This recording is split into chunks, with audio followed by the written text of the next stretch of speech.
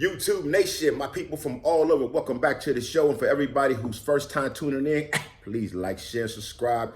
What it do, y'all? I'm back. It's been a minute. I took 2 weeks off in a sense, at least as far as me dropping a video. I had to put my man D-Rock D up there. Shout out to D-Rock D. Shout out to Nutbone and the Blue Team and everybody else who've been tuning in. Thanks for all the super chats, everybody who's been giving me super chats, super thanks. Marlena Williams, Stan, I appreciate all y'all. Shout out to the General Blood, Frank Lewis, the YA baby. What it do? Shout out to my homie Levi. Shout out to my cousin Bronco from Fudgetown. I got something coming up with me and Bronco soon, so y'all stay tuned. Definitely that. Shout out to my other folks in Austin, Texas. Shout out to everybody out in Germany who's tuning in. Shout out to the homie Bullet Capone, everybody in Milwaukee. Man, thank all y'all once again for tuning in and sharing this content. My channel has been growing, but thanks to all y'all, I really appreciate that. So I was just like, I'm just chilling today right now before it's time to go to work. I didn't watch the Super Bowl, y'all. I'm gonna be honest. This cowboy shit runs through my veins so deep. I didn't even watch it. I said I wasn't. I boycotted in my own way. Call me a sore loser. I'm cool with that. You know what I mean? I'm cool with that. But I didn't watch the Super Bowl because of this. Of course, because I'm a Cowboy fan and I hate the Eagles, right? Off top. It's man, it's just so deep in my blood. I can't do it. Two is,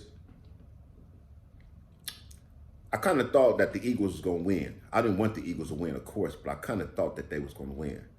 And being that I thought they were going to win this time, I didn't want to see that shit. So why watch it? I don't want to see them become victorious. I don't want to see them win nothing that I feel we supposed to won. If fucked up and we could have got there. I'm still pissed at Dallas. Y'all see I ain't been rocking my gear. I'm kind of mad at them right now too. So I ain't really, I'm a Cowboy fan for life, but it's like, man, right now is just the moment. I'm just not rocking that gear right now. I'm just kind of pissed still.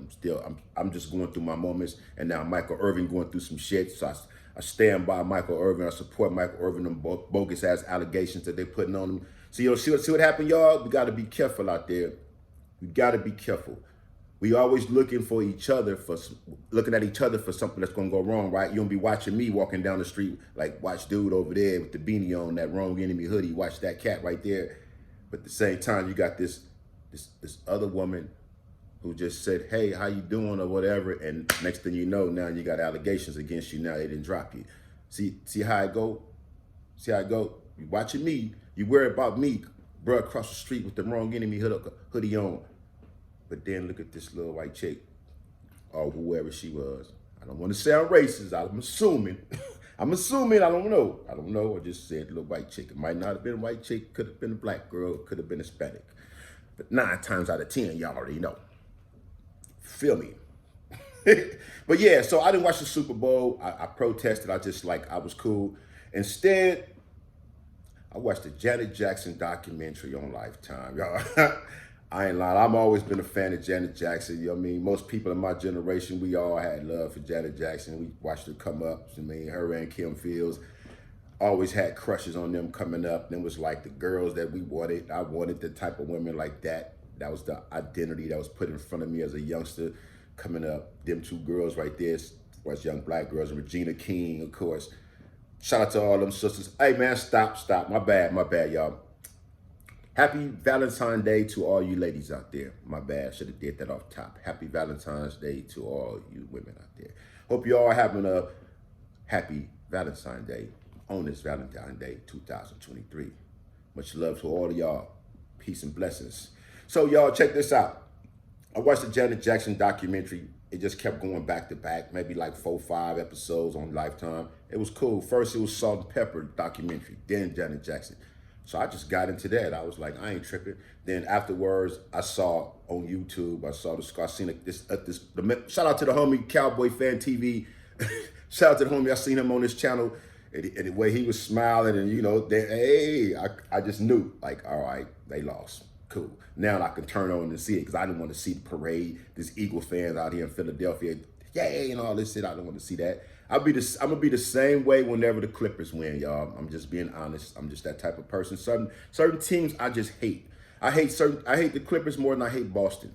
I hate as a Laker fan. I don't know why. It's just I don't know. Maybe because they're in our shadow and in our city.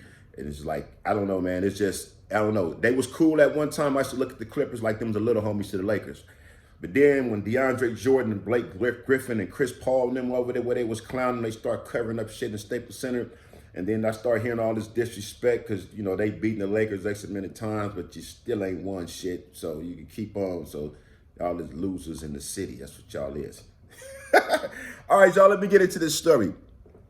Now, this story right here takes place back in 1987 once again. See how 87, like somebody said, I should do a whole story on 87. Hell yeah, 1987 is a movie in itself. You see how you can call it, but my man D-Rock D, this cat waiting in New York. And he telling the story about his music back in 1987. And like 1987, when he lived in the Menlos, and how he come out the store when one of the homies from Menlo was bumping his song and said that was a homie from Menlo's song. He like, damn, that's my song. But this was 87. He wasn't gonna say nothing because we like it banged out. You know, everybody, it's just like he said. He wasn't gonna say nothing to the Crips. You know, you in their hood, you in the Menlos. But, you know, 1987, it's just a trip because when I talked to him and that whole conversation came about, it was like, damn, bro, this 87, let me record this shit. Because our conversation just started from over the phone. And I like, let me record this shit. Because some of the stuff he said, he was saying, I remember. I used to be around that whole scene. I know the hip hop scene in LA. Like I said, I come up when rap music first came to LA. So I can tell you about the whole get down because we listened to this shit. Before we had rap music, we had Parliament and all we bumped was oldies. That's it. Parliament and oldies, gangbangers. We didn't have no rap until Curtis Blow and The Message, the whole Sugar Hill gang that came about. Them two right there came, Super Rhymes and all that shit came about. You know what I mean? That's when we was kind of introduced to that, and we just grown from there. We just took off, and I was a young cat into music, so I had an ear for that. So talking to him, I was like, bro, this is some like real. This is history. That's LA rap history. So let me record this shit, and you know, but me, I'm gonna do some more things. You know, I still be in communication with him. We gonna connect like this, face to face. We gonna do some things soon. Just a matter of time. Whenever we come back out here, we gonna make it happen. But yeah, y'all. So let me go ahead and take y'all back to 1987. Tell y'all this story. Once again, I'm on 7th Ave, and this is gonna be the last story I tell about 7th Ave and the 60's. This is the last story I got over there. So anyway, a lot of dudes go through this today. Some of y'all are going through this right now. Women could be going through this right now too, because things has changed. I mean, by the way, Black History Month, that's what I'm representing right now. I got these hoodies right here on the wronginme.com website. Check them out. Tap in with your boy. Support Black History Month. It's Black History Month every day of the year for us, but this is a month they give us, so I support the movement, but at the same time, I'm black all year round, period. I don't need just February to say this is Black History Month. Every day of my life is Black History Month. Every day of your life should be Black History Month as well as it is other races' history. Our history should be blended in just as well. So if you haven't got into Black history, check it out. It's something that I think you'll like. Very interesting. So 1987, this house on 7th Ave. Now, I'm with my baby mama. We living here with this girl, Rochelle. The same spot where me and Nugget got into it, the blood dudes at. One day I'm at the house. Trip off this, y'all. I'm at the house. And now back then we used to kick it. We used to have our front door open a lot. Living room, we was that kind of house back then. So you ride down the street, you see the front door open, somebody getting their hair braided. Probably was me sitting there getting my hair braided or something. That was the scene. Porch. We on the porch, you know, that LA scene. Picture that. This girl pull up in this burgundy, it was like a burgundy Maxima, clean burgundy Maxima, right? So we in the house, TV on. It's me, the homie Scub, and his sister, 8 Ball, which is my baby mama, right? Big Scub and 8 Ball, brother and sister. So we over there, Skull on one couch, me and 8 Ball on another couch. We just sitting there, TV on, just sitting there in the living room, probably smoking, drinking some shit. I'm like 17 at this time. This girl come up to the door. Dun, dun, dun, dun. The front door open. She walk up in the house. She bang on us. She like, Rochelle here? She said, yeah, come on in. And then she push up in the house like, what's up, cuz? She push up in the house. She push up in our spot like this. She push up in there like, what's up, cuz? I'm boss from 5 Deuce Broadway Gangsta Crip. She came to my house just like that. I'm boss from 5 Deuce Broadway Gangsta Crip. And I was like, you know, And we was 8-ball like, all right, cuz I'm 8-ball from 10 Deuce Raymond crib. And it's kind of like funny, like, but it was serious. And me and Skull kind of like, I don't want to bang on a girl. What's up? Cut that Raymond. Like, we didn't do that. But it like, what's up? I'm crazy from Raymond. He like, what's up? I'm Skull from Raymond. But it was funny because she just pushed up in there and just gave it up 5 Deuce Broadway Gangsta Crib. I'm like, all right, what's up, cuz? Like, so when she did that, little did I know, right? My baby mama started choosing. My baby mama liked that shit. The way she banked up in my spot and banged on us, nigga, I'm from 5 Deuce Broadway Gangsta Crib. In her eyes, she was kind of like, damn, baby, bad. You know what I mean? She was like, even though she like, I'm 8-ball for 10 Deuce Raymond. Like, okay, she represented it, like, right on, she banged back, 8-ball, she been around her damn self. She done been all through the YE system, Ventura back in the day, so she got her own name. But it was a trip because we in the 6-0s and this girl pushed up in there like that and like, boom, 5 Deuce Broadway Gangsta Crib. So then Rochelle come, hey y'all, this is this is her people. Now, check this out. I gotta tell y'all this because I know some blood dudes who thought the story about me and Big Nugget was some bullshit. Let me explain something to y'all. This girl Rochelle was part of this drill team in LA. I think it was called the LA Stomp Arrest back in the day. So that house where a lot of females and peoples to come over there to be in the middle of the street right there on 7th Ave with the drums and shit. This was the LA scene back then. They out there with the drums, beating on the drums. They got the flag poles. They practicing, they rehearsing right there on 7th Ave. This the house we stayed in. This the house where me and Nugget fought the Bloods in. 7th Ave in Florence, Yellow House, right? Now, these dudes, these blood dudes, people like, how could y'all do that? Look, man, everybody that's claiming Crip, everybody that's claiming Bloods, it's not down, bro. A lot of people's claiming Crip and claiming Blood, they ain't all hella squabblers. They ain't all got heart. Niggas is just claiming for the fast. Some niggas just claim when they're around some other people.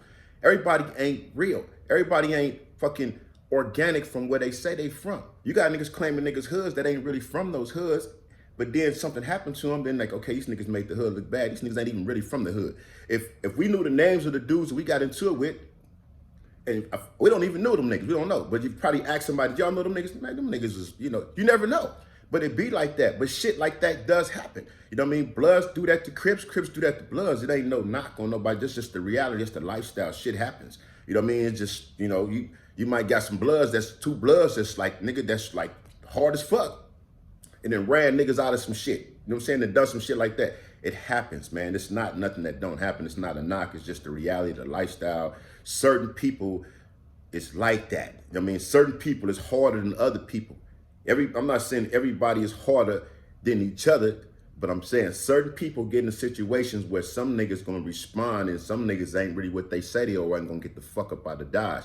And that just happened to be what the situation was in this location at this time. So these are the type of people that she had coming over there. Niggas that was dealing with boom, boom, boom with the drums and shit. So, you never know. She always had a lot of people coming over there. This is how the girl Boss from 5 Deuce Broadway came over there because she knew Rochelle too. So Rochelle had a lot of traffic coming over there. So now here it is. We met her, we cool, she cool. Her boss coming there with chains on, like she was out there getting it in, the cool little Max and shit. You know what I mean? She was straight, you know what I mean? It was all good. But now, niggas start tripping because now my girl start liking her, right? She jocking her. She like, and I see this kind of shit. And like, I'm seeing things. She acts, you start hearing the conversation. Yeah, Rochelle, when your friend Boss coming back over here and all this shit. When Boss coming back over here, then I start hearing her call her another name that wasn't Boss. I'm like, you know what I mean? So I'm 17, so I'm like, what the fuck is going on? My girl liking this other girl. Now, I know my baby mama done did a lot of time in YA, so it ain't, hey, she's a female. She did time. You know what I mean? She did time before me and longer time than me at one time. But like, hey, well, man, shout out to 8-Ball. Much love, much respect, always. So anyway, so I'm like checking this scene out. And I'm like, she showed me action about this girl, like. So now what I do, now I'm on some detective shit at my own house, right? I'm on some detective shit, me and the homie Lil Stoney. My homie Lil Stoney is 8-Ball's cousin. See, and me and Stoney's still tight to this day. We all tight, you know what I mean? Shout out to Baby Skull also. So I'm I'm getting that stony like, cuz, I don't know, man, something ain't right, man. And she always asking about this girl around here, cuz I'm just, it just ain't right. You know what I mean? She looking for this girl, gay stud. Like, bell up in there like a nigga, like, cuz, what's happening? Broadway gangster crib. Like, right on. Niggas like, right on, I got you for sure. That right, me like, you know what I'm saying? Niggas like, damn, she playing hard. Never seen. Well, I have, but not in my own place. Not in my own place, put it like that. Nobody just walked up in there like, boom, 5's Broadway gangster crib. That was hard. Hey, that was some motion picture shit. Wish I had a camera to got that shit. That was a scene from a movie that John Singleton could have used. That could have been some set it off shit right there. I ain't lying, but trip. So I'm getting that stony. I'm on this whole, what's the nigga name? Sherlock Holmes and Watson. I'm thinking like that. So now I find myself creeping around the outside of my house, telling them I'm finna go on 11th Ave. We used to be hanging on 11th Ave serving and shit with the 60's. Us the 60's and the East Coast has been on 11th Ave. So I'm finna go on 11th Ave and hang with the homie Wimp. Rest in peace to the homie Wimp from 89 East Coast. Wimp must be over there. And shout out to my bro, X-Ray, Evil Mind, 89. We be over there fucking around, hustling and shit. So I'm telling I'm finna go around on 11th Ave and, try to make some money. The whole time I go outside, nigga, I'm out here sneaking around the house windows and shit, my nigga. I'm out here sneaking, listening to the windows, trying to hear their conversations, like what she talking about this other girl. I'm like, cuz, I'm listening. So now, I didn't call this nigga Stony. I had Stony come over, this nigga Stony come over. I got Stony creeping on the outside of the house with me one night. I done did this like 2 or 3 times, I ain't lying, till I'm leaving, and I'm outside the house creeping, listening, trying to hear what she say about this girl, because nigga like, damn, I'm about to lose my girl to another girl. And like I said, this is 87. Yo, this is like a nigga who was like 17. That was some foreign shit to me back then. Nowadays, it's like, that's happening. That ain't nothing. That's everyday shit. It's all around you, Shit. Women are losing they dude to another dude these days. So, I'm just saying, back then, that shit wasn't as open like it is today. So I'm out here one night, me and Stoney out here on the side of the house. We got a motherfucking bottle of Thunder Chicken. If y'all don't know what Thunder Chicken is, Thunderbird. That's all it is. Crips, we didn't say bird because of the B, so we called the bird chicken. So that's all it was, a Thunderbird wine. We called it Thunder Chicken. We should drink that shit with pineapple juice. Shout out Big Ed from 6’s. Big Ed from 6’s turned me on that when I was a young cat. I used to fuck with Big Ed and hit the black glass house. Big Ed's low. Big Ed run around, get the big bottle, get the pineapple juice. So I used to be fucking with the 6’s coasters back then with Big Ed and them. And Big Ed turned me on that shit when I was a young cat. So anyway, we continued drinking that shit because me and Stoney used to be over there fuck with them back then. So anyway, me and Stoney now together creeping around the outside of my house, listening through the windows, trying to hear this conversation. Hear what the fuck is going on. He telling me like, yeah, he got information because that's his cousin. He like, yeah, they've been talking about having this little girls' night out type shit. And, they want to do a little thing like that. And I'm jealous as a motherfucker. I'm like, man, I'm about to lose my girl to this other girl. You know what I mean, nigga? That shit wasn't cool. Nigga, what? Nigga, that shit wasn't cool. I'm just saying, bro. Hey. So we creeping around the windows, the backyard, plotting and shit. And, I finally have a conversation with her. We finally get down to it. And we iron everything out. I mean, she told me she kind of was, attracted to her, the way she pushed up in there like that. But, and pretty much that was that. We never heard, never seen nothing else. At least I haven't. She may have, I don't know. She may have, telling on her. But me, I never seen Boss again. I don't know what's up with her. Shout out to her, wherever she at. I mean, but she came in there hard. She made an impression. I never forget that. That's my story about a gay stud about to take my baby mama from me. You have to take my girl from me back in the 80s. But, that shit happens, man. Like I said, that shit happen more and more today. I hear a lot of stories. I know people personally that shit did happen too.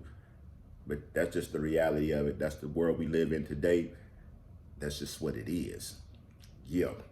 On another note, let me drop something with y'all right quick. To all the homies that's like of my generation and older and whatever, man, people that's out here just working with these nonprofits, these gang prevention, people that are just out here, period, that want to reach out to younger people that's still active. Let me say this, man. Shout out to my homie Levi. Me and Levi was on the phone earlier, man, and we was talking about something, and we was just reminiscing. We was reminiscing about back in the 80s, because Y'all, if y'all don't know, John Wayne from Faux Trade, that's my family too. So we was talking about how Levi and John Wayne, when they was in Barty Flats, way back to juvenile camp back in the days, and the things him and John Wayne it was getting into back when we was all young. A lot of y'all, Avalon, Faux Trade, wherever, that know John Wayne, yeah, that's my family too. Bronco from Fudgetown, my family too. Tiny Crypto from Schoolyard, that's my family too. I got a lot of people out here, man. We spread it out, man. I got a lot of family that's, you know, it's a lot of us though. Y'all be surprised who I'm related to. I got a story to come and tell y'all about something that y'all gonna trip and y'all find out about who I'm related to. Rest in peace. Tiny Debo, KS from Denver Lane. Rest in peace. That's my son, brother. That's another story. I'm not gonna get into that one.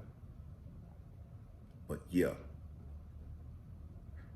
Rest in peace, Tay-Tay. So, you know, people tell the younger homies, people talk about what the young homies doing these days, right? We got the young homies out here banging. Young cats from wherever you're from, you Crip or Blood, essays, it don't matter. When we look at the younger generation, we say these niggas out here doing some stupid ass shit. These niggas, man, these some dumb ass little niggas. These niggas out here with the way they gang banging today. We quick to put them down, right? We quick to put them down. We don't not understand just these niggas doing this, these niggas doing that. But for myself, and me and Levi was talking, we look back to the shit we was doing. We was doing the same shit. We was doing the same shit. So people were saying the same thing about us that a lot of us are saying about the younger generation. So the best way to approach that situation, you got to understand, you got to look at it from your perspective. You got to look at it from the perspective of that was me. And you got to approach it like, hey man, it's a different way. You got to find an easier way to just approach situations to get at these young dudes and tell them what they doing ain't cool, to try to give them the wise up. You can't, man, you got to stop that shit, nigga. You can't go that way. You got to look at it like, nigga, that was me at one time. I didn't want people telling me that, and people was telling me that. I didn't understand that. So what make me think that the younger generation is going to listen to me when I convey that to them? Like, I didn't get it, so what make you think they're going to get it? So it's different ways we got to go ahead and code it to get through to them, to get them to see. And by me sharing these stories, I hope for everybody who see that's still active, man, or that's trying to be active, you understand, man, you're going to go through a lot, man, this lifestyle, bro. You're going to go through a lot with gang banging. Gang banging is a dangerous occupation, man, and everybody's not cut out for this. Y'all think y'all is because it looks fashionable. That's why you hear on a lot of these different YouTube channels, people talk about dudes out here with these guns on the streets that get into the pen, they be soft. They can't fight. They scary. They scared to pick up a knife.